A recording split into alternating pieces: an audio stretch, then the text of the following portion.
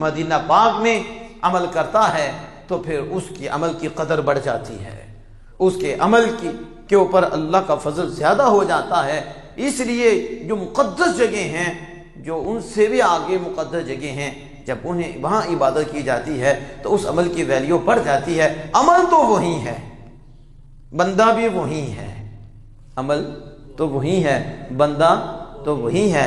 ایک بندہ نہ کرے دھندا ہو بندہ، تو پھر وہ جائے غیر جامع مسجد میں، تو پھر 27 جامع مسجد میں آئے، 500 مکہ میں آئے تو 1,00,000 مدینہ میں آئے تو 50,000، اور جب ماہ رمضان آئے تو بندہ بھی وہی، عمل بھی وہی، جگہ بدل گئی، جگہ بدلی اور پھر وقت بھی بدلا۔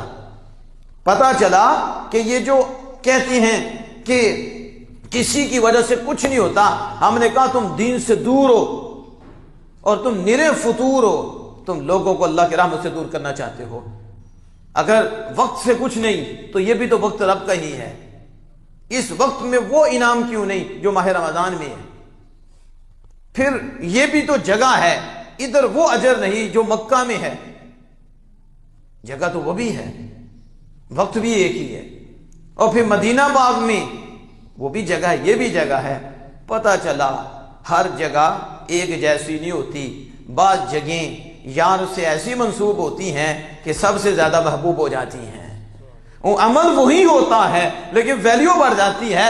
بات بندے کی نہیں، بندہ تو وہی ہے، عمل بھی وہی ہے، وہ مومن ہے، لیکن جس جگہ پہ جا رہا ہے وہ جگہ عظیم ہے، اس لیے اس کا سجدہ اور زیادہ عظیم ہو گیا ہے، اس کا فرض اور زیادہ عظیم ہو گیا ہے۔ اور فرض وہی ہے لیکن وقت بدلا ہے، وقت ماہ رمضان کا آ گیا ہے، گھڑیاں خاص ہو گئی ہیں۔